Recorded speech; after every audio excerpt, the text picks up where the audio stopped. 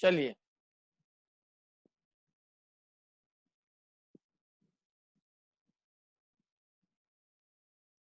क्या चल रहा है अपना प्रकरण? बताइए, कौन बताएगा? क्या प्रकरण चल रहा है? क्या पढ़ रहे हैं अपन? कौन सा ग्रंथ है ये? इस ग्रंथ का नाम क्या है? कौन सा अध्याय है? उस अध्याय के कौन से विषय की चर्चा यहाँ चल रही है? और ये चर्चा क्यों पढ़ना आवश्यक है? इसकी क्या जरूरत है पढ़ने की? इसकी आवश्यकता क्या है पढ़ने की? कौन बताएगा ये सब? बहुत सारे प्रश्न पूछे मैंने। कौन सा ग्रंथ चल रहा है? कौन सा अध्याय चल रहा है? और इस ग्रंथ को पढ़ने की क्या आवश्यकता है? मतलब इस विषय को पढ़ने की क्या आवश्यकता है?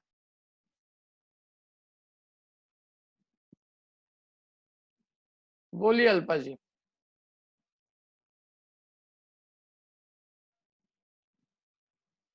आपके वहां से आवाज चालू करनी पड़ेगी, आपने बंद कर रखी है। आवाज चालू करो, आवाज पहले।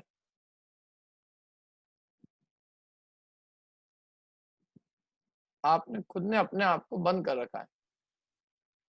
हाँ, आप बोलिए। बोलिए। अरे,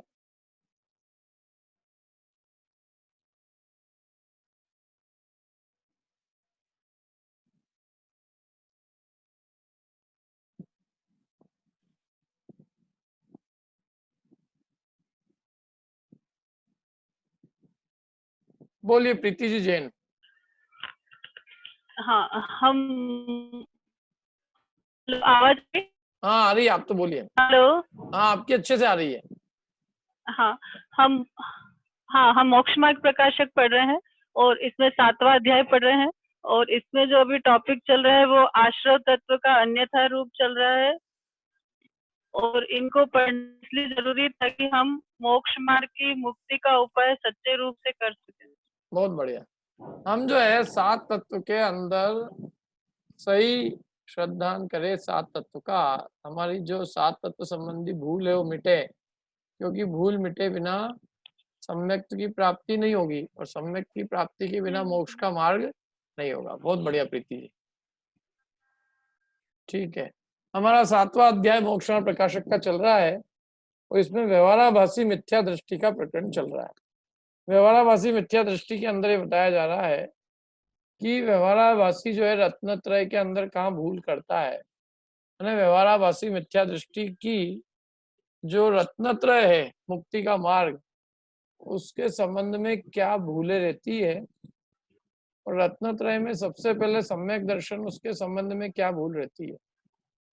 तो व्यवहाराभासी मिथ्या दृष्टि जीव सम्यक दर्शन के लिए देव गुरु धर्म की भक्ति करता है। तो देव गुरु शास्त्र की जो भक्ति करता है उसमें क्या भूल रहती है, अपन ने पहले पढ़ी थी। अब 7 तत्व का भी वो श्रद्धान करता है जिनवाणी के अनुसार, लेकिन तो भी उसकी 7 तत्व के बारे में क्या भूले रह जाती है, इसका वर्णन हम यहाँ पढ़ रहे हैं।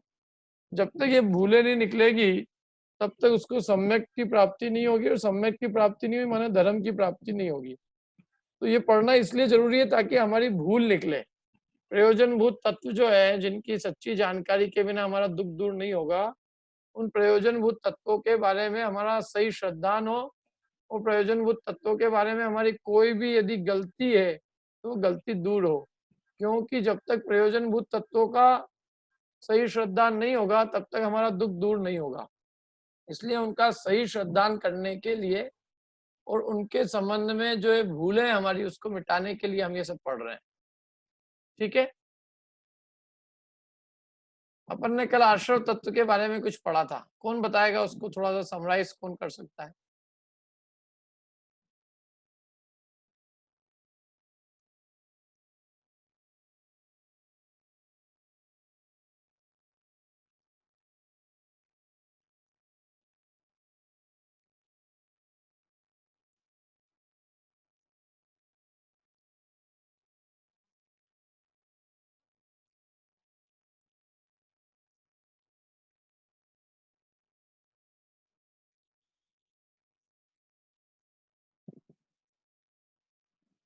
बताइए कोई। हाँ, हाथ खड़ा नहीं हुआ, केवल एक जने का हाथ खड़ा हुआ, बस 2 जनों का। हाँ, और कोई समराइज करना है, और ज्यादा बहुत लंबा चढ़ा नहीं चाहिए मुझे, केवल कल अपन ने क्या पढ़ा उसकी शॉर्ट में समरी बता दो आप कि हमने क्या पढ़ा है।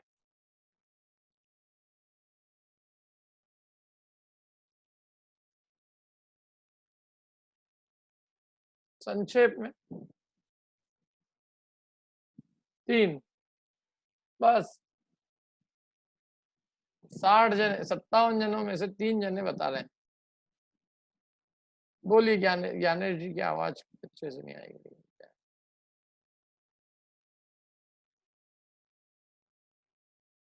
कनेक्शन में प्रॉब्लम है।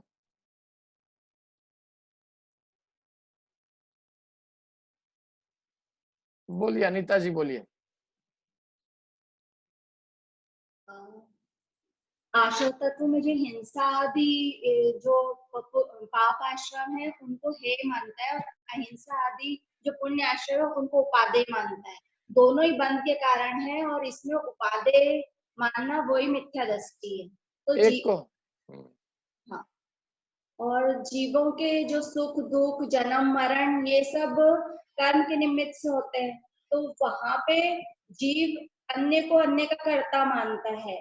तो ये वाला जो मिथ्या अध्यवसाय वही बंध का कारण है, क्योंकि जीव को जीव मतलब ये अपना तो किसी को मारने का भाव करता है, परंतु जीव जो मरता है वो अपने आयु के कारण, अगर आयु कर्म का क्षय हो गया है तो फिर वो मरता है। और ये मिथ्या अध्यवसाय करता है कि मैं इसको मारूं, ऐसे पुण्य में भी कि मैं इसको बचाऊं ऐसा भाव करता है। तो ये सब मिथ्या अध्यवसाय है। तो इसमें एक में उपादेय बुद्धि होना और एक में हे बुद्धि होना, ये सब मिथ्या दृष्टिपना है। तो इसलिए ये दोनों ही चीजें हे है, और जब तक वीतराग दशा प्रकट नहीं हो तब तक मतलब इसमें उसको एक को हे और एक को उपादेय नहीं मानना चाहिए। दोनों में साम्य भाव होके सिर्फ ज्ञाता दृष्टा होना चाहिए, क्योंकि परंतु जब तक अपने को वीतराग दशा प्रकट नहीं होती है तब तक हमको प्रशस्त राग रूप प्रवर्तन करें, ऐसा बताया है। परंतु खान में तो ऐसा माने कि ये भी हे ही है। देखो क्या है, पहला जो पॉइंट दिया था ना अनीता जी ने, उसको अच्छा समराइज कर दिया। पर पहला जो बिंदु था कि ये जो जीव है ये हिंसादि पाप को तो हे मानता है, और अहिंसादिक जो पुण्य है उनको उपादेय मानता है। तो फिर उन्होंने ये अगले पैराग्राफ में इसी बात की सिद्धि की कि अहिंसादिक भी क्यों हे है, क्योंकि अहिंसादिक में भी जो बचाने का भाव है, सुखी करने का भाव है, वो भी मिथ्याध्यवसाय रूप भाव है। तो वो मिथ्याध्यवसाय रूप भाव होने से वो भी छोड़ने लायक ही है। मैंने श्रद्धान में तो यही रखना है कि भाई कोई सा भी भाव हो, चाहे मारने का चाहे बचाने का, वो झूठा भाव है, क्योंकि वो हमारे मारने बचाने के भाव से सामने वाला मरता और बचता है नहीं। सामने वाला जो मरता और बचता है वो अपने आयु के क्षय से अथवा उदय से बचता, आयु के क्षय से मरता है और आयु के उदय से बचता है। तो वो अपनी आयु के उदय से बचा है और हम उसको बचाने का भाव करें तो वो भाव बेकार है। वो अपनी आयु के क्षय से मरता है और हम उसको मारने का भाव करें तो बुरा है, वो बेकार है। क्योंकि वो जब अपनी आयु के क्षय से ही मरता है तो हम उसको मार कहाँ सकते हैं, क्योंकि हम किसी के आयु कर्म को हर नहीं सकते। इसे जब हम किसी को आयु कर्म दे नहीं सकते हैं तो हम किसी को बचा भी नहीं सकते, इसलिए उसको बचाने का भाव करना वो भी मिथ्या है। तो श्रद्धान में तो ये बात होनी चाहिए कि चाहे वो बचाने का भाव चाहे मारने का भाव, माने चाहे पुण्य भाव चाहे पाप भाव, दोनों ही मिथ्या अध्यवसाय होने से छोड़ने योग्य है, त्यागने योग्य है। ये तो हुई श्रद्धा की बात। अब ऐसी दशा ना हो तो क्या करें, तो श्रद्धान तो ये रखे कि दोनों ही अध्यवसाय हैं, बंध के कारण है। लेकिन जब तक ऐसा वीतराग दशा ना हो तब तक ये जीव क्या करे, तो तब तक प्रशस्त भाव आए बिना रहते नहीं है, और आए भी तो कोई बात नहीं, करे प्रशस्त राग, लेकिन ये श्रद्धा रखे ये प्रशस्त भाव भी छोड़ने लायक है, ये भी मोक्ष मार्ग नहीं है। देखो श्रद्धा में तो चाहे मारने का भाव चाहे बचाने का भाव, श्रद्धा तो ऐसी होनी चाहिए कि दोनों ही भाव छोड़ने योग्य है, क्योंकि दोनों ही मिथ्याध्यवसाय है। श्रद्धा तो ऐसा होना, श्रद्धा तो इतनी निर्मल होनी चाहिए कि वही समस्त अध्यवसाय छोड़ने लायक है। और अब आचरण में देखो अपन तो अपन क्या करें कि भाई आचरण में कम से कम अपन ये करें कि भाई मारने का भाव नहीं आए। भाव आए यदि किसी के कुछ करने का तो बचाने का या सुखी करने का भाव आए, मारने का भाव तो नहीं आए। और वो भाव भी आए तो अंदर में ये बात चलती रहे कि ये भाव भी हे छोड़ने योग्य है, तो वो बराबर उसने समझा है। और यदि वो प्रवृत्ति में अशुभोपयोग को शुभोपयोग को हे जानकर और उसकी उस रूप प्रवृत्ति न करके अशुभोपयोग रूप प्रवृत्ति करे तो वो उसका बुरा होगा। और श्रद्धा में यदि शुभोपयोग को मोक्ष का कारण मान ले तो भी बुरा होगा। मैंने श्रद्धा में तो ये माने कि कोई भी शुभोपयोग हो चाहे अशुभोपयोग हो, वो कोई भी मोक्ष का कारण नहीं है। श्रद्धा तो ऐसी निर्मल रखे, और प्रवृत्ति जब तक शुद्धोपयोग रूप ना हो तब तक शुभोपयोग रूप प्रवृत्ति करे, लेकिन उसको श्रद्धा में उसको मोक्ष का मार्ग नहीं माने। ठीक है, ये बात अपन ने अभी पढ़ी थी। अब इसमें किसी को कुछ पूछना हो तो पूछ लीजिए।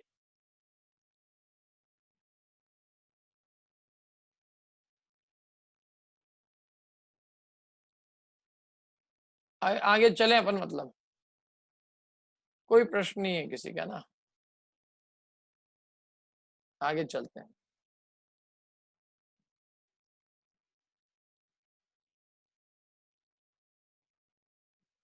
नितिन जी पढ़िए, आपको दिख रहा है ये तथा मिथ्यात्व से पढ़ना है। तथा मिथ्यात्व अविपरीत कषाय योग्य ये आश्रव के बंध हैं। नहीं क्या, एक मिनट मिथ्यात्व के बाद क्या लिखा है? अविरति। हाँ, कषाय योग ये आश्रव के भेद हैं। मैं बाह्य रूप को मानता है परंतु अंतरंग इन भावों की जाति को नहीं पहचानता। बहुत बड़े भाई, इतना ही क्या कहा? अब आश्रव भी इसने जिनवाणी पढ़ी है, तत्वार सूत्र का अध्येता है ये जो व्यवहाराभासी है ना, ये भी कोई कम नहीं है। अभी अपने में से इतने सारे लोग हैं यहाँ क्लास में, इनमें से व्यवहाराभासी भी ढूंढना मुश्किल पड़ जाएगा। क्यों? क्योंकि व्यवहाराभासी को तो तत्वार सूत्र की एक एक पंक्ति ख्याल में है, सूत्र ख्याल में है। अभी किसको ख्याल में मैं पूछूं यदि किसी से कि बताओ, एक भी जना ऐसा है जिसको पूरा तत्वार सूत्र ख्याल में है? व्यवहाराभासी भी नहीं है कोई। ये व्यवहाराभासी को तो सब याद है। जैसे ही उसको आश्रव तत्व की भूल के बारे में बात चली, साहब मेरे को सब आश्रव मालूम है, आश्रव के कारण मेरे को मालूम है। हमने पूछा भैया क्या क्या है बताओ तो आप बोला अरे तुमने तत्वार सूत्र नहीं पढ़ा, कौन से अध्याय की पंक्ति है बताओ। ये पंक्ति जो है ये कौन से अध्याय की है? अब मैं अपने श्रोताओं से पूछता हूँ, उन्होंने अभी तत्वार सूत्र पढ़ा है, देखो उनकी परीक्षा हो जाएगी। क्यों? ये जो मैंने हाईलाइट कर रखा है कौन से अध्याय की है ये, और उसका सूत्र बता देना कौन से अध्याय का सूत्र है, और वो सूत्र भी बोल देना। बोलो ज्ञानेश जी।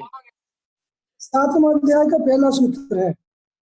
7वें अध्याय का 8वें का सॉरी 8वें का पहला सूत्र है। हाँ, सूत्र क्या है याद है? तो मिथ्या दर्शन आवृत्ति प्रमाद कषाय योगा बंध हेतुवा। बराबर, बहुत बढ़िया।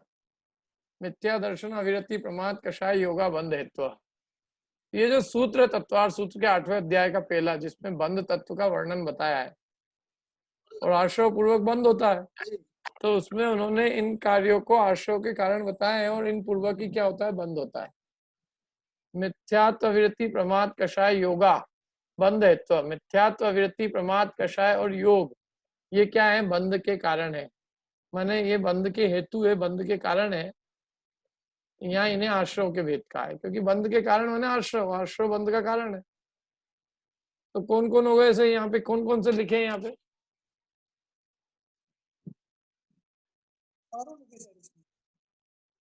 हैं? चारों लिखे ना सर? चारों लिखे अपन ने। सूत्र में कितने पढ़े? सूत्र में कितने पढ़े अपन ने? भी 4 है। 5 है सूत्र में, 5 है। 5 4 नहीं है, तो एक का गायब हो गया। प्रमाद नहीं है इसमें, प्रमाद नहीं है तो सर। प्रमाद को कहाँ कहाँ गायब कर दिया उन्होंने? योग में ले लिया होगा सर, हैं? इन्हीं में गर्भित हो गया, किन में हुआ होगा इसी में बताओ? गर्भित हो गया, प्रमाद को किस में गर्भित करेंगे? योग में किया होगा, हैं? योग में किया होगा। प्रमाद को योग में नहीं लिया, नहीं कसाय में होगा, है? कसाय में होना चाहिए। हाँ, कषाय में लिया है प्रमाद, ठीक है।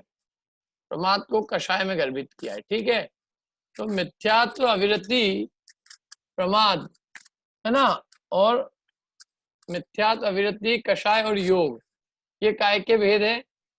आश्रव के भेद। अभी अपन ने समझ लिया, अपन ने सबने समझ रखे, जिसने भी तत्वार्थ सूत्र पढ़ा है, अभी अपन ने अभी तिलक नगर क्लास में उन सबने पढ़ रखी है। आश्रव का अभाव करना है तो किसका अभाव करना होगा? किन किन का अभाव करना पड़ेगा? तो ये तो हमारी सारी क्लास वालों का हाथ खड़ा हो जाना चाहिए एकदम, और नहीं तो फिर तो कोई मतलब ही नहीं है। किसी से भी खड़ा करके पूछ लूं मैं, आना चाहिए उसको कि क्यों आश्रव के हेतु क्या है। नरेश जी बोलो। सर यही 5 होंगे ना, मिथ्यात्व और अविरति, प्रमाद, कषाय और योग। हाँ, तो अपने को यदि आश्रव का अभाव करना है तो किसका अभाव करना होगा? इन 5 का ही अभाव करना इन होगा। 5 का अभाव करना होगा, सिंपल सी बात है। तो जी। उसने ये 5 पढ़ भी रखे, ऐसा नहीं कि उसको ये मालूम नहीं है।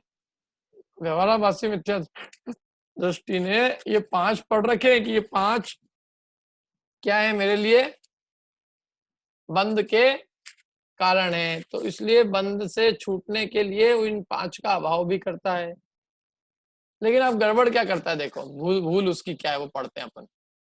क्या है भूल उसकी? उन्हें बाह्य रूप तो मानता है, माने इनका अभाव करने में इनका जो बहिरंग स्वरूप है वो उसको तो वो समझ जाता है, उसका तो मानता है वो, परंतु अंतरंग इन भावों की जो जाति है वो जाति को नहीं पहचानता। इन भावों की जाति क्या है? जैसे अपन ने कोई आदमी को कहा कि भैया ये जो दूध है ना, ये दूध, ये देखना तुम बिल्ली आके दूध पी नहीं जाए। तो अब 1 घंटे बाद जब हम आए और हमने देखा तो पता चला बिल्ली तो क्या, वो दूध जो है 1 बूंद भी नहीं बचा है वहां पे। तो हमने उससे पूछा कि क्यों भैया ये दूध का क्या हुआ, बिल्ली पी गई? बोल नहीं, आपने कहा था कि बिल्ली से दूध की रक्षा करना, तो तुमने रक्षा नहीं की क्या?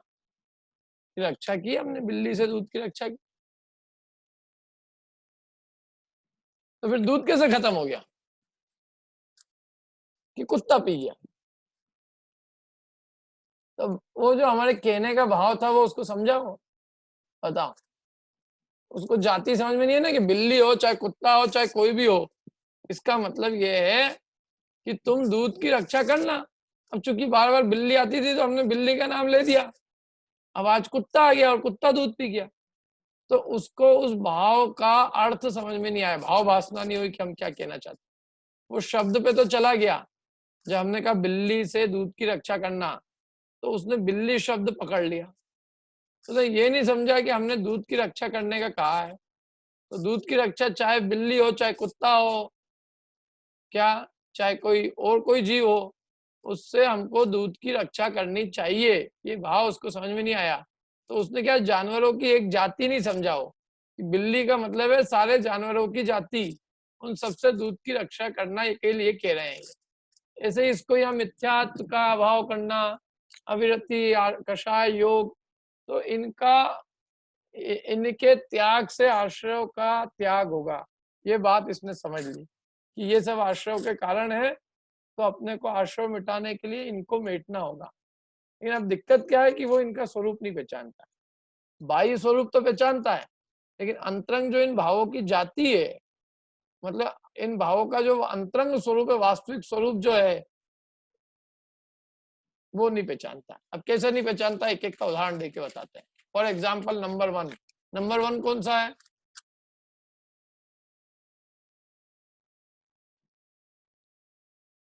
नंबर 1 आश्रय का कारण कौन है? मिथ्यात्व, जिसके अभाव हुए बिना अन्य आश्रय का अभाव होता ही नहीं। अब ये एक तो ये भी नहीं समझता ये, इसके हिसाब से तो क्या है, आश्रव काय से होता है मालूम है? आश्रव मन वचन काय की विपरीत चेष्टा से। तो आज ही अपने से किसी ने प्रश्न पूछा था ना, संजोता जी हैं क्या अभी यहाँ? देखता हूँ मैं हो तो। हाँ संजोता जी है ना, संजोता जी। हाँ सर। हाँ, ये अपने ही समझने के लिए ये हाँ सर। मिथ्यात्व का अभाव करना है ना अपने को। हाँ सर। तो अपना जोर मिथ्यात्व मतलब किसको कहते हैं बताओ? मिथ्यात्व किसके कहते हैं? विपरीत मान्यता। हाँ, तो हमारा जोर विपरीत मान्यता के अभाव पे इतना नहीं है, हमारा हाँ। जोर बाहर की जो क्रियाएं हैं उन पे ज्यादा है। बराबर सर। जैसे आपने एक प्रश्न पूछा था कि यदि अपन ने शांति धारा छोड़ दी तो कलश अधूरे रह जाएंगे क्या? हाँ।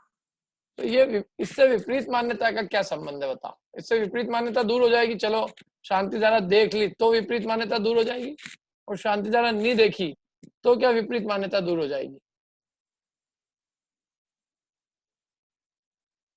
शांति धारा देखना ऐसा नियम नहीं है, लेकिन हम मान रहे हैं कि वो देखा तो ही कलश पूरा हो गया। तो कलश की क्रिया पे ही हमारा सारा ध्यान है ना, हमारा ध्यान हाँ अपने सर। मिथ्यात्व को दूर करने पे है क्या? जितना आपको कलश की चिंता है उतना आपको मिथ्यात्व के नाश करने की चिंता है।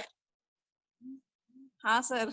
हम धर्म को बाहर की जो क्रियाएं हैं हाँ। उनसे जोड़ के बस समझ लेते हैं कि धर्म पूरा हो गया, जबकि धर्म की किताब क्या कह रही है? वो तो कह रही है मिथ्यात्व का नाश करो, अपनी उल्टी बराबर। मान्यताओं छोड़ो। तो वो छोड़ने का तो बराबर। उतना उपाय नहीं है, और बाहर की क्रियाओं को सुधारने का पूरा उपाय है। हाँ सर। और उनमें सब पूरी दिमाग उसमें ही लगा हुआ है, ये करना चाहिए पहले कि क्या करना चाहिए, अरे क्या करना चाहिए पहले मिथ्यात्व छोड़ना चाहिए, उसकी तो कोई बात ही नहीं कर रहे। और वो एक कह रहा है कि पहले भैया भगवान पे कलश करना चाहिए या शांति धारा करनी चाहिए, तो भगवान पे करनी चाहिए कि अंतर जी पे करना चाहिए। मैंने प्रश्न की आप देखो, प्रश्न की जो क्वालिटी आपकी नहीं कह रहा हूं मैं संजोता जी, हाँ सर। एक हाँ सर। जनरल कह रहा हूं मैं कि जनरल जो प्रश्न आते हैं ना वो लोगों के कैसे आते हैं मालूम है? अभी जैसे एक आदमी ने पूछा, साहब अपन जो सैनिटाइजर से अपन ये जो एक कोरोना को मारेंगे तो अपने को पाप लगेगा है? अब मैंने कहा यार तू एक बात बता कि ये कोरोना जीव है कि अजीब है? पहली बात तो ये, और तू सैनिटाइजर यूज कर रहा है तो सैनिटाइजर में अल्कोहल है कि नहीं है? और अल्कोहल का प्रयोग करने में जीव हिंसा हो रही कि नहीं हो रही है? मैंने क्या कुछ भी, नीचे तो लुंगी पहन के आ रहे हैं और ऊपर 5,000 रुपए का कोट पहन के आ गया, और कह रही पंडित जी कोट ठीक तो है, तो कोट तो ठीक है, नीचे लुंगी और स्लीपर क्यों पहन के आ रहे हो? उसको भी ठीक कर लो। एक क्रिया तो अति ऊंची और एक क्रिया अति नीची, कोई ठिकाना ही नहीं। एक तरफ तो सैनिटाइजर से हम वायरस एक केंद्रीय जीव की हिंसा की बात कर रहे हैं, और दूसरी तरफ अल्कोहल यूज कर रहे हैं। अल्कोहल में त्रस्त जीवों की हिंसा होती है। अल्कोहल बनता कैसे? सड़ा गला के बनता है। तो क्या है, हमारा क्रिया ऐसी है बस। यूं भले ही हम मतलब एक तरफ तो ऐसे काम करें कि पूछो ही मत आप, हैं 10-10 उपवास ठोक दे और बाकी 12 महीने रात को खाएं हम, अवक्ष खाएं, तो ये सब ठीक नहीं है। खैर अपनी तो बात ये चल रही थी कि ये मिथ्यात्व वृत्ति प्रमाद कषाय योग ये आश्रव के भेद है, तो इनका बाह्य स्वरूप तो जानता है परंतु अंतरंग इन भाव की जाति को नहीं पहचानता। दूसरी बात ये कि इनके नाश करने का क्रम क्या है बताइए? सबसे पहले किसका नाश होगा?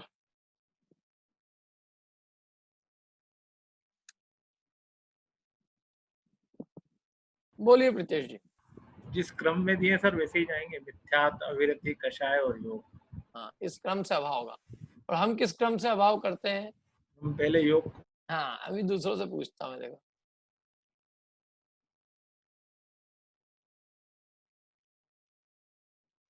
बोलिए अनुराधा जी। सर सबको योग को ठीक करना चाहते हैं आजकल। हाँ, और मन योग के लिए ध्यान लगाने की विधि पूछते हैं, मिथ्या तो वैसे का वैसा पड़ा रहता है, अभिप्राय की भूल वैसे की वैसे रहती है। मन वचन काय की चेष्टाएं सबको ठीक करनी है क्या? माने जिस मन वचन काय की चेष्टा का अभाव करने के लिए अनंत भी कुछ नहीं करते, योग का अभाव करने के लिए अनंत भगवान भी क्या करते हैं, अनंत वीर के धनी है वो। तो अनंत वीर के धनी जिसके नाश करने की कुछ भी मेहनत नहीं करते, और उनके नाश करने की सारी जो है कर्तव्य अपन ने अपने सिर पे ओढ़ रखा है। जिसका नाश भगवान भी नहीं करने की कोशिश करते, अपने आप हो जाता है, उसके नाश करने की तो सारी चिंता है। तो सबसे पहला तो लोगों को ये पूरा, कहीं भी किसी भी मंदिर में जाओ आप, तो सारे मंदिरों में एक ही बात चलती है बस। कौन सी बात? भैया ये हाथ आपने ऐसा लगा लिया, पूजन की थाली को हाथ लगा लिया, 2 हाथ से कलश नहीं किए, 1 हाथ से ही किए हैं। बहुत मतलब ऐसे लोग क्रिया जड़ है कि सारा ध्यान हाथ पैर कहाँ जा रहे हैं इस पे दिमाग है। और फिर ज्यादा कुछ आगे चलो भैया, आप थोड़ी कषाय भी कम कर लो, थोड़ी कषाय भी कम करनी चाहिए, और थोड़ा और आगे बढ़ो भैया, थोड़ा व्रताधिक भी धारण कर लो।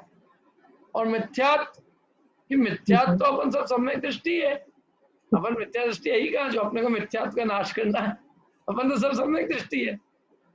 तो जो मूल चीज थी उसके ऊपर तो किसी का ध्यान ही नहीं है, उसको नाश करने की तो कोई चिंता नहीं है, और जिसके लिए कुछ भी नहीं करना था उसमें सारी खोपड़ी लगा रखी है, सारा उल्टा सुल्टा काम है। और कहते हैं हम धर्म कर रहे हैं। धर्म क्या कर रहे हैं तुम? धर्म के नाम पे तुम धर्म समझ ही नहीं रहे हो। धर्म क्या चीज है?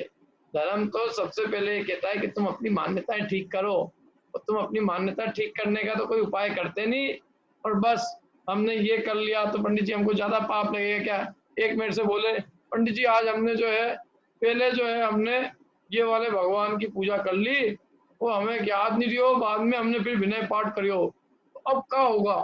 मेरे को बहुत बड़ा पाप लग जाएगा अब तो तेरा, और क्या होएगा? तो तू क्या पता ही नहीं आज तो तेरा क्या होएगा। अरे ऐसे ऐसे डराते हैं। फलाना मंदिर की जो शिखर है, शिखर की ध्वजा है, वो ध्वजा दक्षिण में उड़ रही है, तो सारे मंदिर वालों का, समाज वालों का, सबका विनाश हो जाएगा। भैया वाह यार, मंदिर की ध्वजा, उसकी ध्वजा की दिशा, और उससे हमारा विनाश हो जाएगा।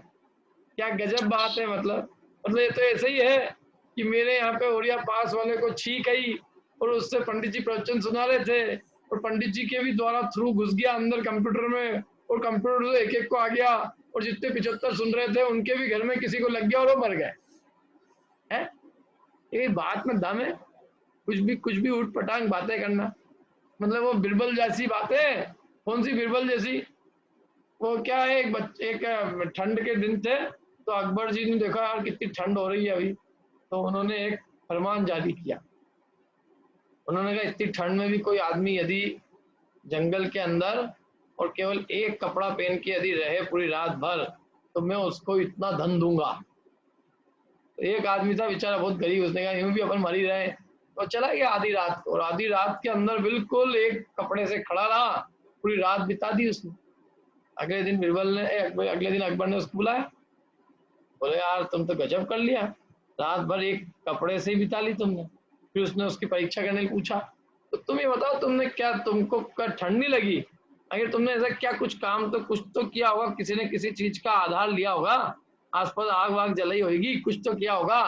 तो उसने सब मना कर दिया कि नाम सही नहीं साहब, मैंने कोई जो है आग वाग कुछ नहीं जलाई है, कुछ नहीं किया। तो तुम इतनी देर तक खड़े किसके आधार से रहे? तो उसने बेचारे ने बहुत सहज भाव से कह दिया कि राजा साहब आपके दूर महल में जो एक दिया जल रहा था, मैं उसको देख देख के जो है, और मैंने किसी तरह से अपनी रात काट ली। मैंने यही सोच सोच के कि देखो वहां दिया जल रहा है, तो उसको दिए को देख देख कर ही मेरे अंदर थोड़ी गर्मी आ गई। तो राजा साहब इतना दुष्ट था, वो अकबर ने उसको इनाम देने से ही मना कर दिया। बोले तुम तो देख रहे थे, हमने कहा था कोई भी बिना आग के और बिना कोई चीज के सहारे के रहेगा तो वो ठंड सहन करेगा, तो हम इनाम देंगे। तो उनने उनको इनाम ही नहीं दिया बापड़े को। अब बेचारा जो है बहुत दुखी हुआ कि साला एक तो रात भर इसने मेरे को ठंड में मारा, और इनाम देने का टाइम आया तो कुछ तो भी क्वेश्चन पूछ के और मेरे को रवाना कर दिया। रोता रोता गया वो बाहर, तो बिरबल मिला उसको। बिरबल ने कहा क्यों रो रहे हो? उसने सारी कहानी बता दी कि ऐसा ऐसा हुआ, महाराज ने मेरे को जो है इनाम देने कही थी और दी नहीं। तो उन्होंने कोई बात नहीं, चिंता मत करो। क्या उन्होंने कहा राजा साहब कहाँ से निकलते हैं? रोज की यहाँ से निकलते हैं। तो राजा साहब जो है निकल रहे थे एक रास्ते से, तो उधर बिरबल खड़ा था। तो बिरबल ने एक लकड़ी के पेड़ के अंदर ऊपर रस्सी से एक ऐसी डेचकी लटका रखी थी, मतलब पेड़ से एक रस्सी बांध दी और रस्सी से वो डेचकी बांध दी, और उसके बहुत नीचे आग जल रही थी। तो अकबर जी निकले वहां से, तो मतलब क्या कर रहे हो बिरबल जी यहाँ? बोले कुछ नहीं साहब, दाल पका रहा हूँ।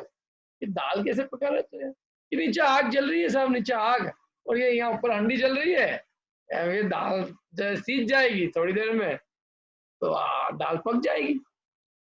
तो उन्होंने कहा दिमाग, तुम तो इतने होशियार आदमी हो, तो तुम कैसी बातें कर रहे हो?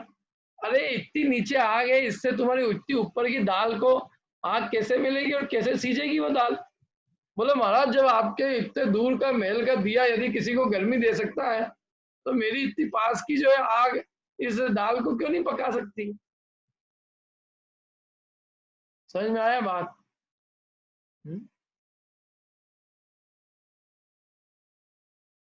तो ऐसे ही कौन कारण, और हमने उसको क्या हमारे अधर्म का कारण मान रखा हमने, जिसका कोई लेना देना नहीं है। दूर दूर तक मंदिरों की दिशाएं, मंदिरों के दरवाजे, घर के दरवाजे, घर के किचन का दरवाजा, दुनिया भर की ये सब चीजें जिनका कि हमारे मोक्ष मार्ग से कोई संबंध दूर दूर तक नहीं है, हम सारी की सारी मेहनत बुद्धि उसमें लगा रहे हैं।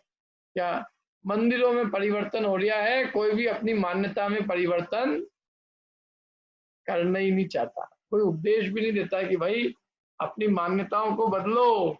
हम मान्यता तो बदलना नहीं चाहते, हम मंदिरों के दरवाजों की दिशाएं बदलना चाहते हैं। मंदिर बदल रहे हैं, क्या दिशाएं बदल रहे हैं, उससे क्या होगा? हमारे संसार का भाव जाएगा। ज्ञानेश जी,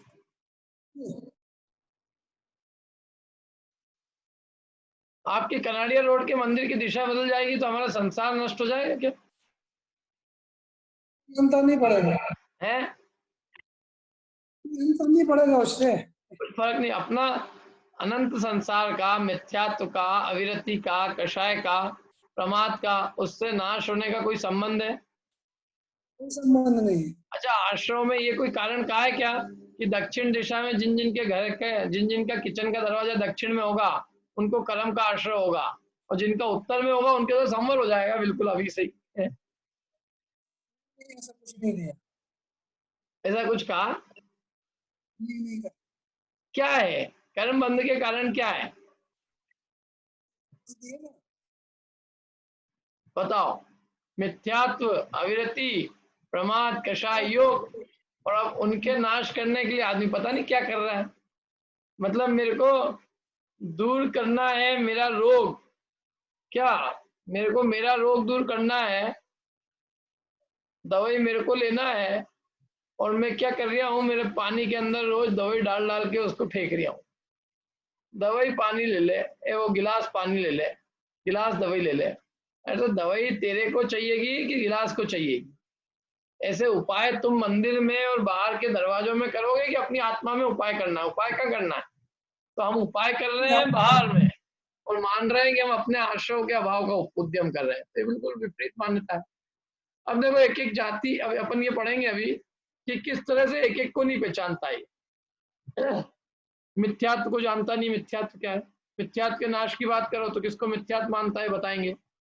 अविरति की बात करो कि अविरति भी मैंने दूर कर दी, तो अविरति किसका नाम है ये भी नहीं मालूम है। प्रमाद है तो प्रमाद भी नहीं मालूम है। कषाय की बात करो तो वो भी नहीं मालूम है। योग है तो योग की भी खबर नहीं। कहने का तात्पर्य है कि पांचों ही जो भाव है इनकी अंतरंग जाति को नहीं पहचानता है। कैसे ये नहीं पहचानता, अपन चर्चा करते हैं। देखो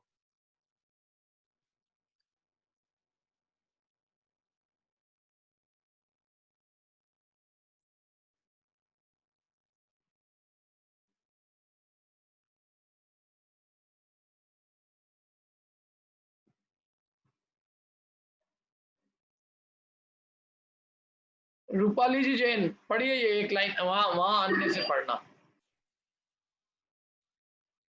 वहाँ अन्य देवादि के सेवन रूप ग्रहित मिथ्यात्व को मिथ्यात्व जानता है, परंतु अनादि अग्रहित मिथ्यात्व है उसे नहीं पहचानता। बहुत बढ़िया। ये बात मैंने परसों भी किसका प्रश्न था, अनीता जी भोपाल का प्रश्न नहीं था, उन्होंने एक बहुत अच्छी बात कही थी कि हम तो यही समझ रहे थे कि हम देवशास्त्र गुरु को नहीं, खोटे देवशास्त्र गुरु को नहीं मानते हैं, तो इसलिए हमारा मिथ्यात्व का अभाव हो गया है ना। कहाँ गए अनीता जी, एक मिनट उनसे पूछते ना। अनीता जी भोपाल बोलिए। पढ़ूं क्या इसको? सर इसको पढ़ना है मुझे। हैं, बोलिए अनीता जी। हाँ जी, ये पढ़ूं क्या मैं? आवाज नहीं आ रही है, एक मिनट। हैं, इसको पढ़ूं क्या, क्या करना है मुझे? नहीं पढ़ो नहीं, आपने परसों क्या कहा था, आपको ध्यान है कि नहीं, ये परसों ये बात बताई थी आपको। मैंने कहा था कि मतलब हम लोग देवशास्त्र गुरु को तो जानते, ग्रहित मिथ्यात्व का तो त्याग किया हुआ है, पर ये अग्रहित मिथ्यात्व और ये सब समझ नहीं आ रहा है। हाँ, मिथ्यात्व मतलब ये कि इस चीज जानता है, खोटे देवगुरु धर्म को तो नहीं मान रहे ना, अपने कहेगा मिथ्यात्व है। और जबकि खोटे देवगुरु धर्म की भी मानने लग जाता हो कदाचित, लेकिन इसको क्या है, इसका तो मिथ्यात्व बहुत मोटा मोटा है। मिथ्यात्व माने हम जिस देवगुरु धर्म को मान रहे हैं उसके लिए हम जान देने को तैयार है, सर कटा सकते हैं लेकिन सर झुका सकते हैं, हम उनके लिए सर कटा सकते हैं, लेकिन हम दूसरों के आगे सर नहीं झुकाएंगे। तो बस सर कटाने की बात करके ये कहता है मेरे मिथ्यात्व यही कहा, क्योंकि मिथ्यात्व क्या है, वास्तविक मिथ्यात्व क्या है?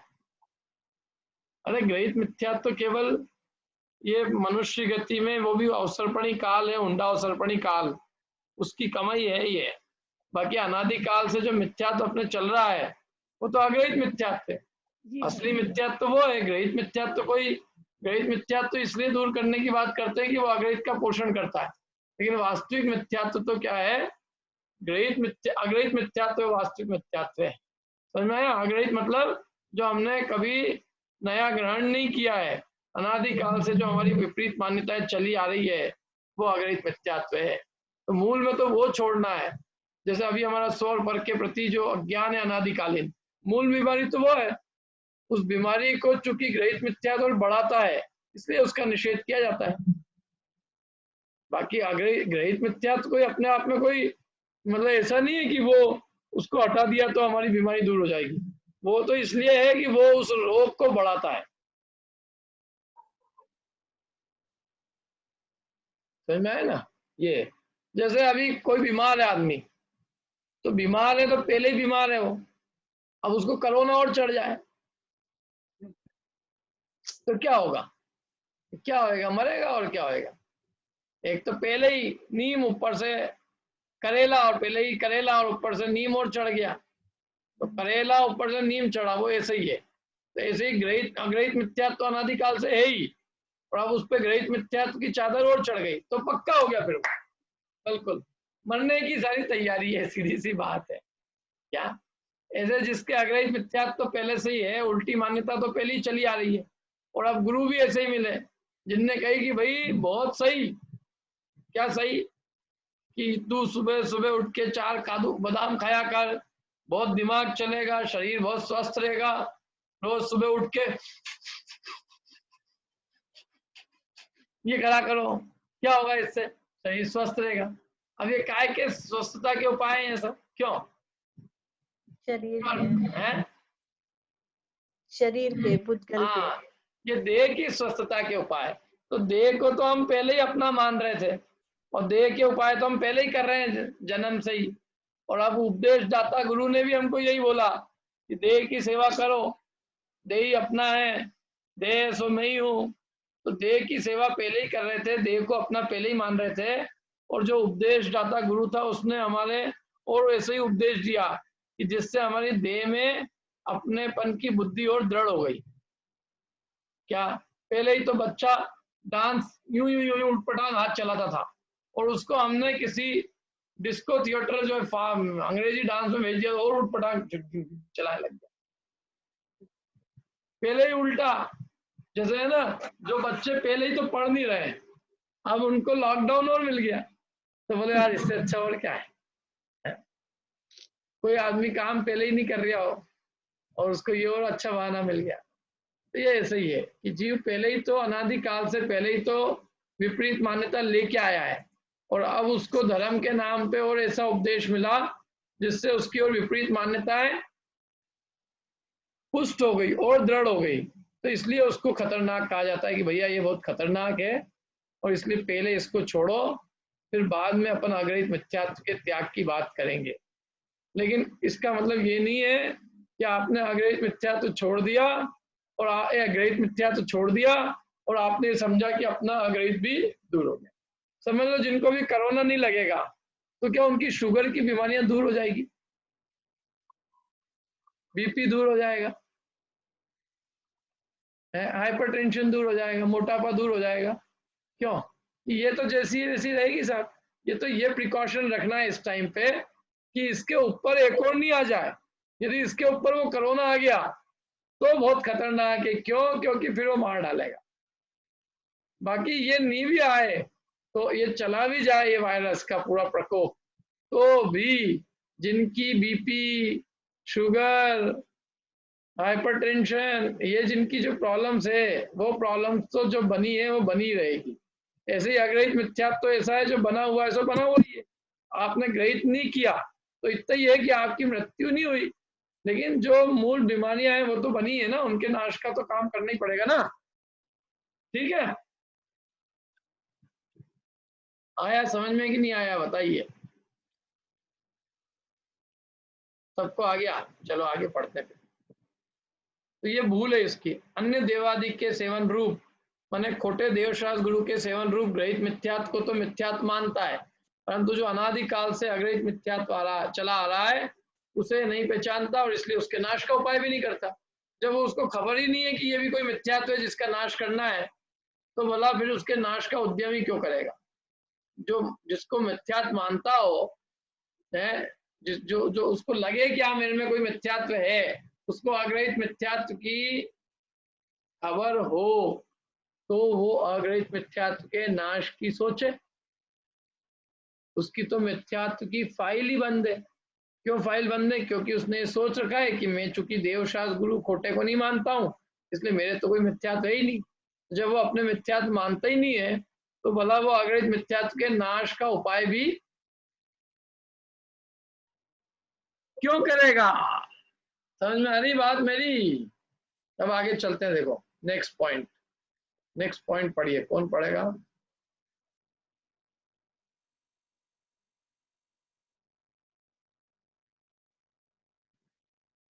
नरेश जी पढ़ो, आप 3 लाइन पढ़ो।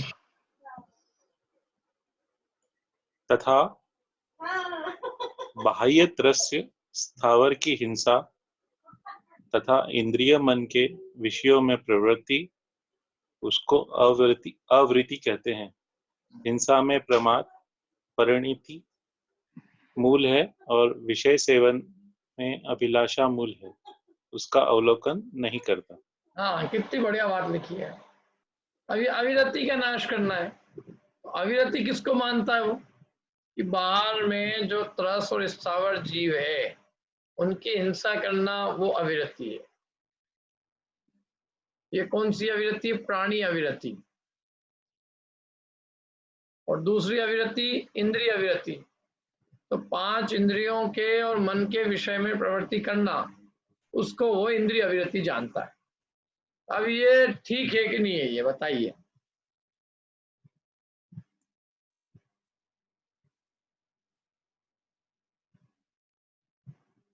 तो अपन 10 लक्षण की पूजन पढ़ते हैं, उसमें भी यही बात आती है। क्या बात आती है उसमें? काय छहो प्रतिपाल पंचेंद्री मन वश करो। काय छो प्रतिपाल, 6 काय के जीवों की हिंसा नहीं करना, उनकी रक्षा करना। और पंचेंद्री मन वश करो, और 5 इंद्री को और मन को वश में करना। तो यही संयम हो गया, माने अविरति का अभाव हो गया। संयम माने व्रत हो गए।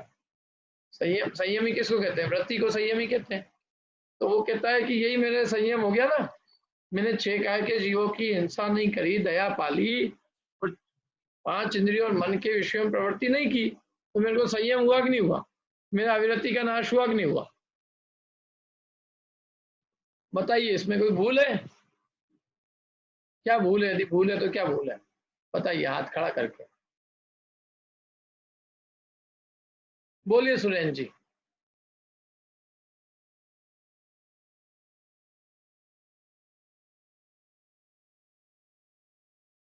ये रागादि भाव रूपों की उत्पत्ति को वो हिंसा नहीं मानता है। और पंचेंद्रिय और विषयों के अंदर क्या भूल करता है? पंचेंद्रियों के और मन के विषय की अभिव्यक्ति में क्या भूल करता है? अभिप्राय में तो रागद्वेष बसे रहते हैं उसको। बराबर है, बहुत बढ़िया। अभिप्राय में तो उसके राग द्वेष जो है वो बसे रहते हैं, ठीक है। देखो क्या है, दो बातें में गड़बड़ करी उसने, पढ़ते हैं अपन। देखो, उसने हिंसा नहीं करना, उसको उसने मान लिया कि मैंने प्राणी संयम पाल लिया, और उसने 5 इंद्रियों और मन के विषयों में प्रवृत्ति नहीं की, उसको उसने ये माना कि मैंने इंद्रिय संयम पाल लिया। अब वो आचार्य देव क्या कहते, देखो कि हिंसा में तो प्रमाद परिणति मूल है, और विषय सेवन में अभिलाषा मूल है। 5 इंद्रियों के विषयों में प्रवृत्ति नहीं करने का नाम संयम नहीं है।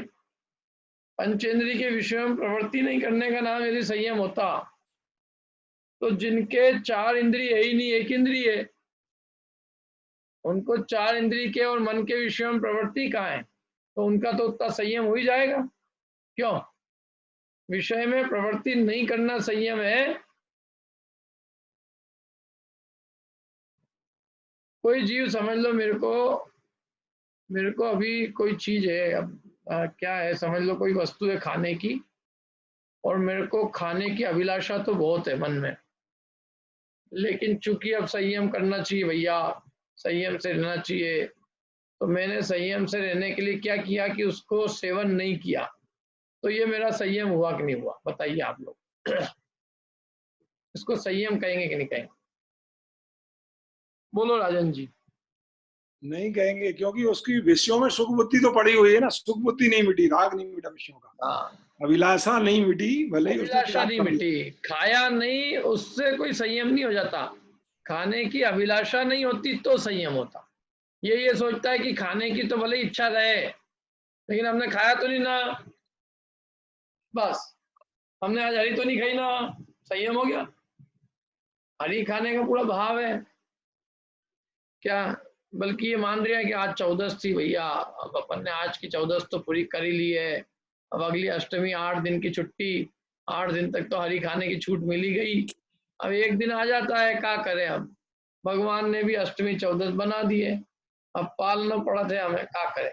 सब लोग कहते पंडित जी तुम तो नहीं खाते ना अष्टमी को, तो जब सब पूछा थे तो फिर हम भी हरी नहीं खाते, बाकी हमारी खाने की तो बहुत इच्छा होती, बहुत मन तो बहुत ललचाते, 10 दिन नहीं खाते नहीं व्रत के दिनों में, तो हम तो बहुत 11वें दिन तो फिर हम पंडित जी सब मिठाई ला ला के, सब हरी ला ला के, सब सगली मिठाई सगली हरी खाए लेते। क्यों? समझ लो अभी किन्हीं को इन लॉकडाउन के दिनों में हरी नहीं मिल रही हो और इसलिए वो हरी नहीं खा रहे हो, तो उनके संयम कहा जाएगा कि नहीं कहा जाएगा? नहीं। ये मेरा प्रश्न है। संयम का पालन कर रहे हैं कि नहीं कर रहे हैं? नहीं।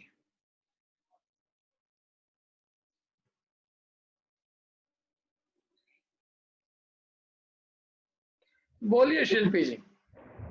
सर नहीं कर रहे, क्योंकि उन्होंने छोड़ा थोड़ी, वो नहीं मिल रहा है इसलिए खा रहे हैं, संयम का पालन कहाँ से होगा?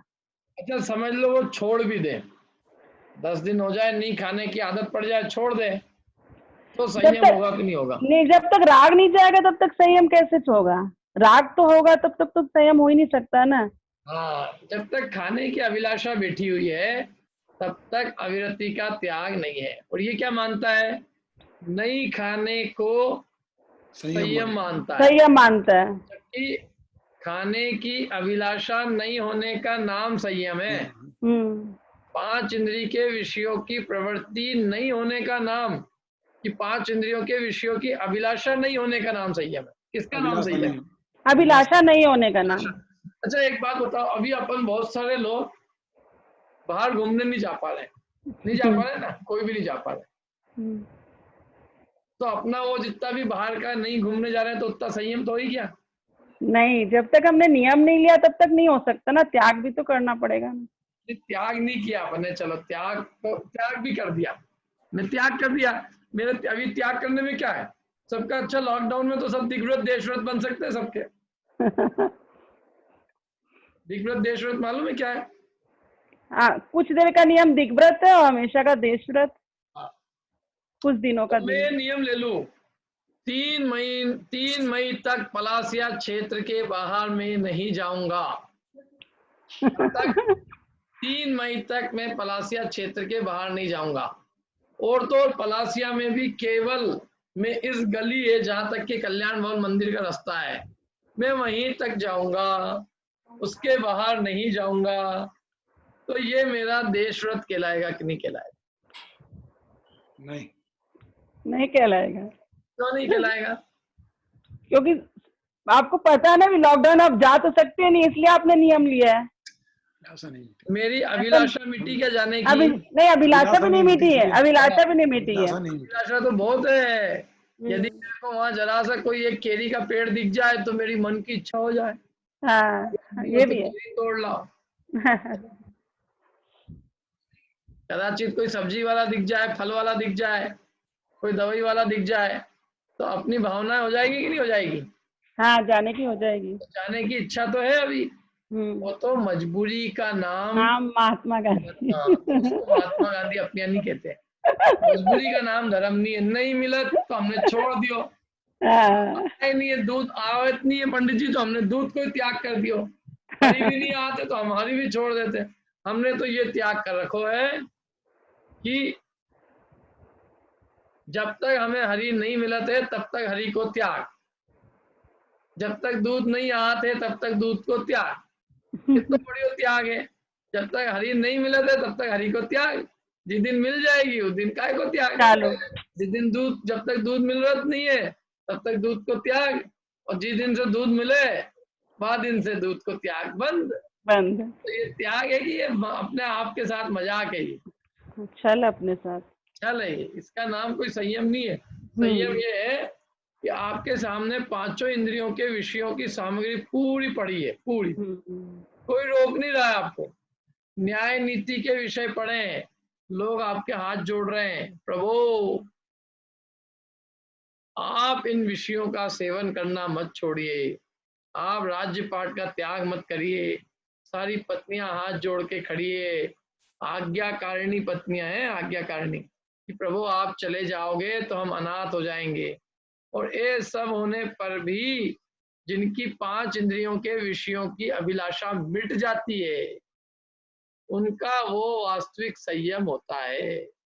अभी बाकी जीवों की तो क्या स्थिति है कि चूंकि मिले नहीं है इसलिए हमने उसको छोड़ा है, लेकिन नहीं मिलने पे छोड़ने का नाम छोड़ना नहीं है। मिले भले ही, और जीव मिलने पर भी उसको न सेवन करे, क्योंकि उसमें उसकी सुख बुद्धि मिट गई है, उसकी अभिलाषा मिट गई है। तो अभिलाषा का अभाव होना वो वास्तविक इंद्रिय संयम है। नहीं खाने का नाम इंद्रिय संयम अकेला नहीं। कोई कुछ कहना है किसी को? कुछ कहना हो तो हाथ खड़ा कर दीजिए। बोलो पूर्वी।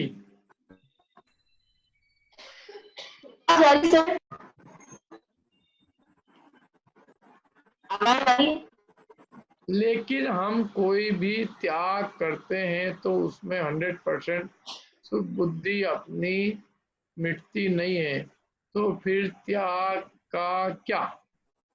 यही है ना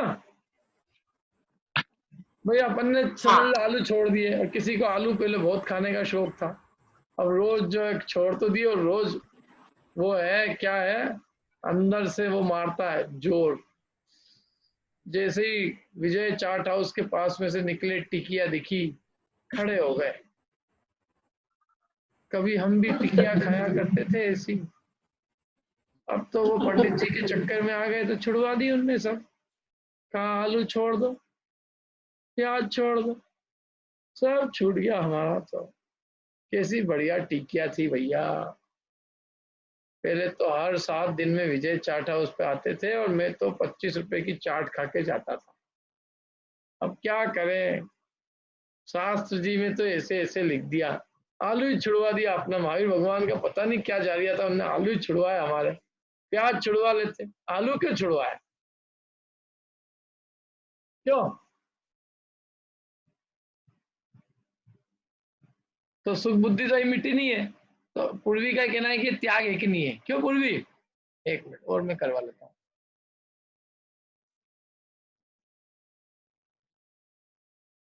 बोलो पूर्वी, थोड़ा सा बोलो, कोशिश कर लो। ऐसा कहना है कि जैसे कोई भी अपन चीज त्याग करते हैं ना, तो में थोड़ा कंट्रोल करके त्याग करना पड़ता है और उसके बाद धीरे धीरे अपने आप वो फील मतलब वो खत्म हो जाता है वो चीज। देखो पूर्वी, जो थोड़ा उसके प्रति सुख बुद्धि।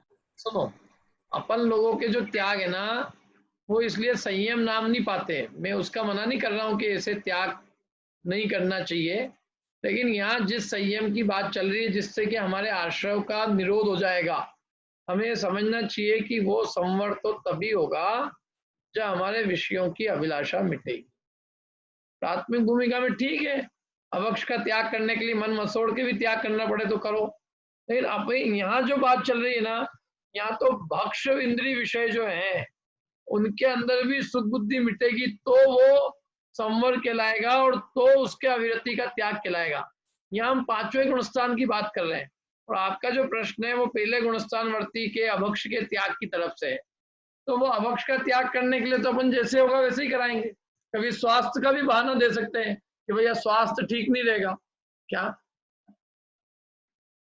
वो भी कह सकते हैं ना अपन। तो वो तो क्या है, जैसे आलू कोई रात्रि भोजन करता हो तो अपन उसको स्वास्थ्य का जो है रीजन दे के उससे आलू प्याज रात्रि भोजन छुड़वाएंगे। लेकिन वो जो भी है वो अभक्ष का त्याग कराया गया है, उससे कोई उसका संयम ही नहीं हो गया, वो कोई पंचम गुणस्थानवर्ती नहीं हो गया, उससे कोई उसकी अविरति नहीं मिट गई। समझ में आई ना बात? और ये जो बात चल रही है बहुत ऊंची चल रही है, ये अभक्ष के त्याग की नहीं, यहाँ तो भक्ष में भी उसकी सुख बुद्धि मिटेगी तब वो जीव वास्तव में संयमी कहलाएगा, उसके बिना वो संयमी नहीं कहलाएगा।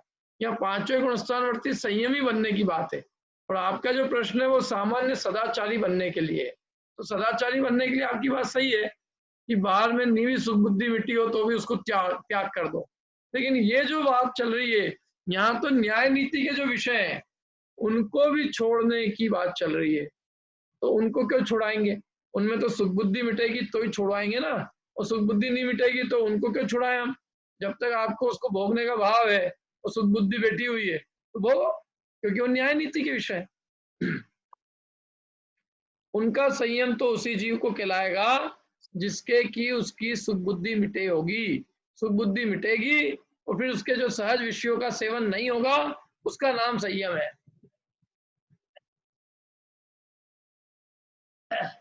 समझ में आ रहा है सबको? आदित्य जी बोलिए।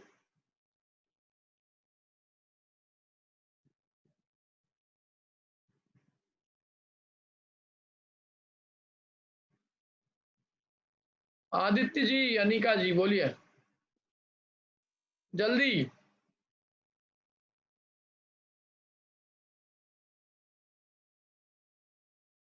क्या हुआ? बोलो आदित्य जी।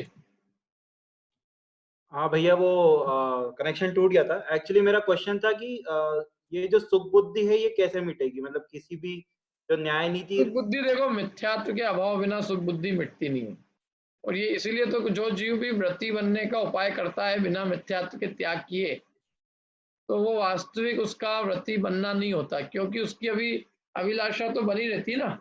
पहले अभिलाषा मिटनी चाहिए, इसलिए उसकी सुख बुद्धि मिटनी चाहिए तो ही उसका त्याग सच्चा त्याग होता है। इसलिए बार बार बात वही आती घूम फिर के कि बिना मिथ्यात्व के त्याग किए ये जीव जितनी चीजों का त्याग करने की कोशिश करेगा वो सारी कोशिशें उसकी झूठी रहेगी। ठीक है। वो जबरदस्ती है, यद्यपि उससे एक लाभ ये है कि उसको उसके मोक्ष मार्ग के उपाय बने रहेंगे और उसको एक अवसर और समय अधिक मिलेगा धर्म ध्यान करने का। तो यदि वो उस समय का उपयोग करे तो वो उसमें उसको जो है तत्वाभ्यास के बल से मिथ्यात्व को दूर करने में उसको अपॉर्चुनिटी ज्यादा रहेगी, क्योंकि पाप करने वाले जीव को अपॉर्चुनिटी कम है। जो इंद्रिय विषयों में लगा हुआ है वो तो धर्म से बहुत दूर है। कम से कम जिसने इंद्रिय विषयों को मन मार के भी छोड़ा है तो वो धर्म के अंदर तो आएगा, और धर्म में आएगा तो हो सकता है कि एक दिन धर्म बुद्धि से धर्म समझ भी ले। बोलो अभिषेक। सर ये मतलब ऐसा सुनने का अधिकारी तो है ना, जो मतलब जिसने आज तक मतलब जो आलू खाता है प्याज खाता है वो सुनने का अधिकारी तो बन सकता है कि नहीं है? और सुनने में क्या है, अभी कोई भी क्लास ज्वाइन कर सकता है अपना। अपन ये तो नहीं पूछ सकते सबसे कि सबके आलू प्याज के त्याग है कि नहीं। सुन लो, सुनने को तो कोई भी सुन सकता है, लेकिन असर वही करेगी जहाँ उसके सदाचार होगा। सुनने को तो सदाचार होगा तभी से फिर देखो बात असर करनी चाहिए ना, सुनने मात्र से तो काम नहीं होगा ना कि हो जाएगा। पर अगर मतलब सुनते जाएं और फिर अगर असर ही ना करे तो फिर कैसे काम चलेगा? तो फिर रत्नगण शावकाचार्य में पंडित जी ने लिखा है, सदाशिव दास जी ने, कि जिनको 50-50 साल स्वाध्याय सुनते सुनते हो गए और उनके जीवन में परिवर्तन नहीं आया तो उसका कारण क्या है। तो उन्होंने एक ही रीजन दिया कि उन्होंने अभी तक अन्याय अनीति अवक्ष का त्याग नहीं किया। क्या नहीं छोड़ा उनने? अन्याय नीति है। हाँ, इसलिए उनको कोई असर नहीं पड़ता। वे चिकनी मिट्टी के घड़े हो गए हैं जिनके ऊपर कुछ असर नहीं पड़ता। वो ये कहते हैं कि अरे तुम क्या चीज हो, हमने भगवान की वाणी सुन ली, उनकी नहीं मानी, अब तुम कोई पंडित तू क्या चीज है। जैसे वो होता है ना, एक बेल कोई सड़क पे खड़ा हो तो वो कहता है अपन उसको अपने स्कूटर की पीपी बचाओ, तो वो अपनी तरफ ऐसे देखता है कि इसके पहले बहुत बड़ा ट्रक निकला और ट्रक ने बहुत बड़े बड़े हॉर्न दिए, हम उससे ही नहीं उठे, तो तुम्हारी स्कूटर की आवाज से क्या उठेंगे। ऐसा बड़े क्यों बड़े होता है? तीर्थंकरों की नहीं मानी तो तुम्हारी क्या मानेंगे।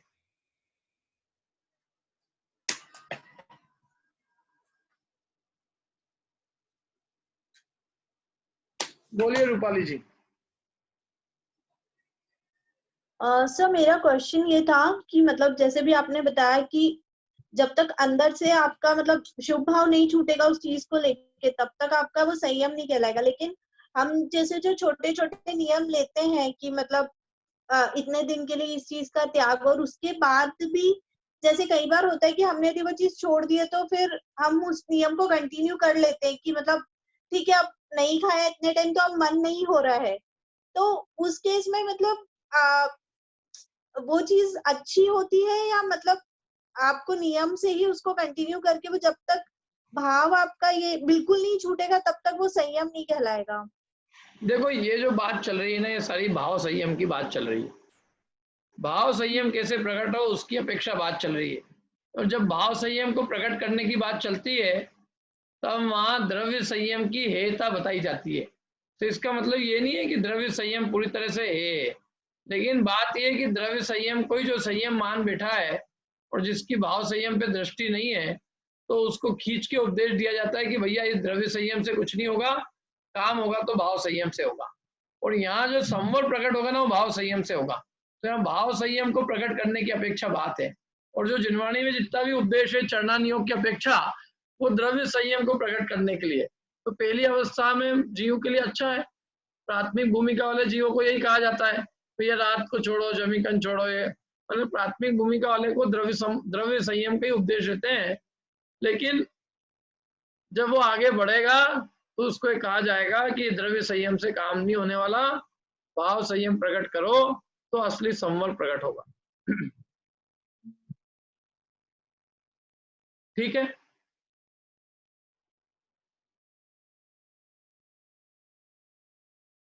और कोई?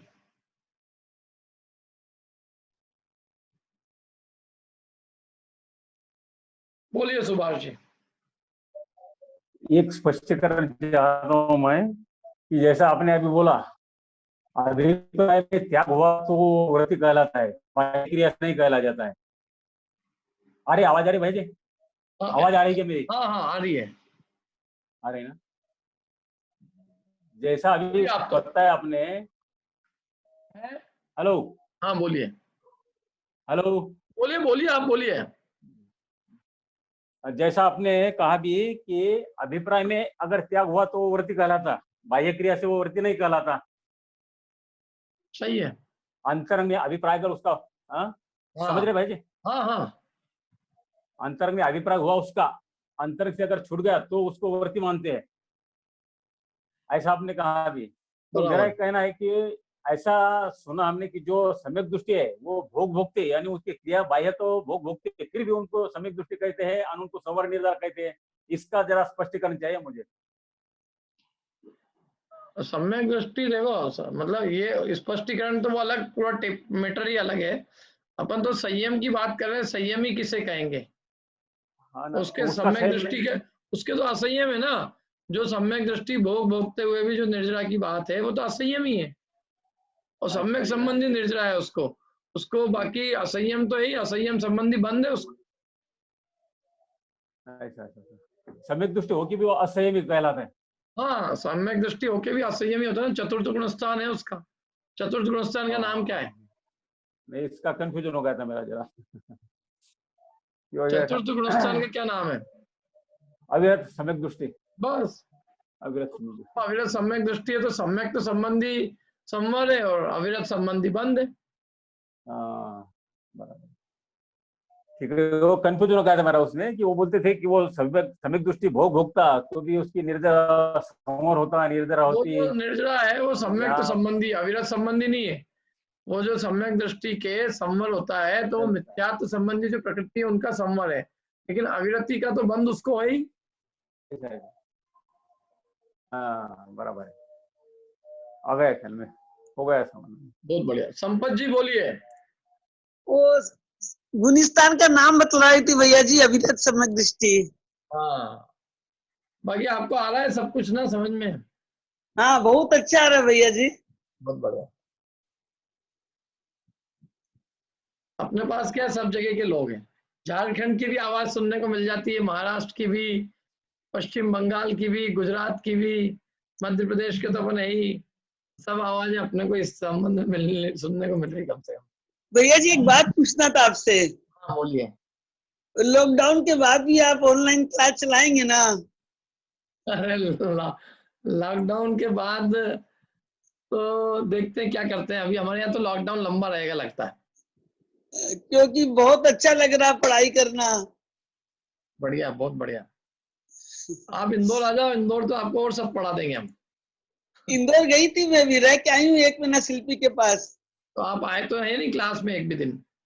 तो उस समय क्लास नहीं चल रही थी आपकी। अच्छा, ऐसा कब रहा? क्लास तो हमारी 12 महीने चलती है, कभी नहीं बंद होती है। नहीं, मेरे को बताती शिल्पी तो मेरे को बताई नहीं फिर। वो शिल्पी ने गलत बताया आपको। चलो, तो ये दिक्कत है इसके साथ में। अच्छा, दूसरा एक पॉइंट और बच गया था अपना, कि जो हिंसा है। अब हिंसा में क्या मानता है कि किसी जीव का मरण नहीं हो, उसका नाम क्या है? अहिंसा। या कोई का मरण हो गया तो वो क्या हो गई? हिंसा। जैसे हम मेरे से कोई मर गया जीव तो वो हिंसा हो गई, और नहीं मरा तो अहिंसा है। तो वो प्राणी के मरने और नहीं मरने से हिंसा का संबंध मानता है, क्योंकि हिंसा का संबंध भी मरने अमरने से नहीं है। तो कैसे है?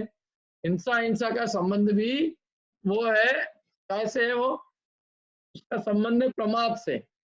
यदि प्रमाद है तो चाहे जीव मरे चाहे नहीं मरे, हिंसा अवश्य। और यदि प्रमाद रूप परिणति नहीं है तो चाहे जीव मर भी जाए तो भी हिंसा नहीं है।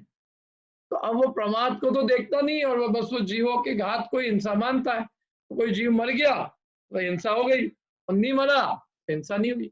जैसे समझ लो अपन ने गैस चालू किया और कोई कसारी वहां गैस में बैठी थी और वो आग लग गई, उसको मर गई। तो अपने लोग तो अरे भैया बहुत बड़ा पाप हो गया, क्या होएगा पंडित जी, इसका प्रायश्चित क्या है, अब क्या होएगा, मैं तो पूरा, मैं तो नरक ही पहुंच जाऊंगा, ये होगा। अब कभी नहीं मरता वो, बताओ, समझ लो कसारी नहीं होती, हमने फिर भी बिना देखे उसको केस चालू कर दिया, कसारी नहीं थी वहां, है ना, और कोई नहीं मरा, अपने को हिंसा का दोष लगेगा कि नहीं लगेगा? बताओ संपत जी, हिंसा का दोष लगेगा कि नहीं लगेगा? लगेगा। क्यों लगेगा? क्योंकि भाव तो थे ना, सावधानी का अभाव। सावधानी थी, सावधानी का अभाव है तो हिंसा का दोष है। हाँ। जीव मरे चाहे नहीं मरे, आपने गैस बिना देखे चालू किया, आपको तो हिंसा का पाप लगी गया, चाहे प्राणी मरा चाहे नहीं मरा। लेकिन हमको क्या होता है कि वो दिखता नहीं है, हमको तो कोई जीव मरता है ना तो हमारा माथा गर्म हो जाता है, अब क्या होएगा भगवान, अब क्या होएगा। जैसे मैं बिना देखे चल रहा हूँ और एकदम कोई, समझ लो कोई मेरे पाँव से कोई कसारी पाँव के नीचे आ गई और मर गई, तो मेरे को बहुत मन में गिल्टी फीलिंग होगी कि यार ये बहुत गलत। और नहीं कोई मरा हुआ दिखाया, मेरे को पता ही नहीं चला कि मेरे पाँव से कोई चींटी मर गई, कसारी मर गई, मेरे को ख्याल में नहीं आया और मैं चल रहा हूँ बिना देखे, तो मुझे कोई लगता ही नहीं कि मैंने कोई पाप किया। मैंने पाप हमको प्राणी के मरने पे दिखता है, हमें ये नहीं दिखता है कि हमारी जो अयत्नाचार रूप प्रवृत्ति है, जो हमारा सावधानी का अभाव है, जो यत्न पूर्वक प्रवृत्ति का अभाव है, वो हिंसा का मूल कारण है। तो हम अयत्नाचार को तो हिंसा का कारण मानते नहीं है और बाहरी जीवों की हिंसा को, बाहरी जीवों के मरण को हिंसा मान के और उसके नाश का उपाय करते हैं, तो वो कोई सच्चा नहीं होता है। क्योंकि जीव नहीं भी मरे लेकिन तुम्हारा प्रमाद है तो हिंसा तुम्हारे आगे आगे दौड़ रही है, तो उसका प्रमाद का नाश का उपाय नहीं करता है, और जीव नहीं मरे बस इसके नाश का उपाय करता है, उससे कुछ नहीं होता है। क्योंकि प्रमाद जिसके होता है तो वो कभी न कभी उसके निमित्त से जीव मरे बिना रहते ही नहीं। इसलिए हिंसा का त्याग करना है तो प्रमाद का त्याग करना चाहिए, और विषयों की सेवन का, विषयों के असंयम का त्याग करना हो तो उसके लिए विषयों की अभिलाषा का त्याग करना चाहिए। ठीक है, अब इसमें कुछ बोलना हो तो बोलिए बस।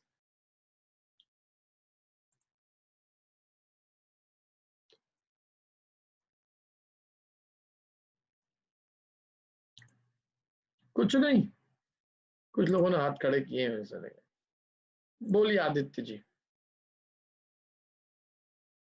भैया जैसे आपने बताया कि अपन असावधानी से कार्य कर रहे हैं तो भी अपने को हिंसा का दोष लग रहा है, तो वो उतनी ही और उसी जाति का ही दोष है जो मतलब सही में यदि जीव मर रहा है तो लग रहा है? देखो असावधानी है तो हिंसा आगे आगे दौड़ ही रही है। नहीं, जैसे आपने एग्जाम्पल दिया कि मतलब यदि वहां पे कसारी नी भी जली और जली भी, तो दोनों में ही सेम पाप लगा हमें। यदि आंख मीच के दोनों काम कर रहे हैं तो सेम है, और यदि थोड़ा भी ध्यान है इस वजह से नहीं जली तो अंतर है। तो यदि नहीं जली तो जो मतलब तो उतना पुण्य भी लगा, फिर मतलब अहिंसा का पुण्य लगा? नहीं, यदि यत्नाचार रूप प्रवृत्ति है तो हिंसा का पाप नहीं लगेगा। आप देख के चल रहे हो तो आपको हिंसा का पाप नहीं लगेगा।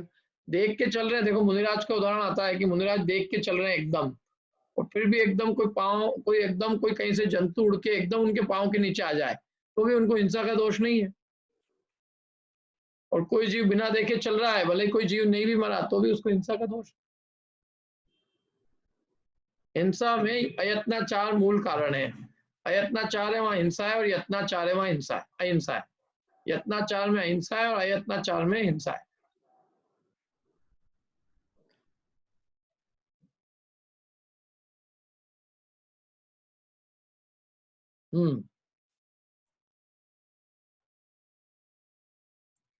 संपत जी कुछ बोल रहे क्या? नहीं। ठीक है, और कोई किसी को कुछ बोलना?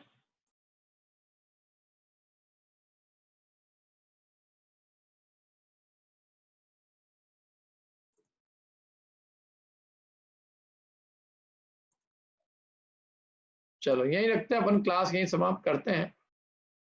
नितेश पाटोदी जी ने कुछ पूछा है, बोलिए। बोलिए नितेश जी। नहीं, मेरा क्वेश्चन है भैया अर्चेश। हाँ बोलो। ये जो आपने बोला था कि जैसे बिना देखे अगर मतलब अत्याचार पूर्वक काम कर रहे हैं और हिंसा नहीं भी हुई तो भी पाप लगेगा, तो पर उसमें तो जीव मरा ही नहीं है ना, तो उसमें कुछ अनुभाग स्थिति कम पड़ेगी कि उतनी ही रहेगी? वो उस तो कर्म आदित्य की। पूछ रहा था कि वो हाँ, स्थिति तो है वो ना। समझ नहीं आया एक्चुअली, मतलब कितना बराबर ही रहेगा कि कुछ अंतर बराबर ही पड़ेगा। रहेगा, बराबर, चिंता मत करो, बिल्कुल बराबर ही रहेगा। मतलब परिणामों का ही पूरा खेल है, परिणाम जैसे रहेंगे उस हिसाब से होगा। बिल्कुल बिल्कुल 100%। ठीक ठीक है, चल। जिनवाणी के ज्ञान ते सूझे लोकालोक, सोवाणी मस्तक नमो सदा देत हूँ डोक।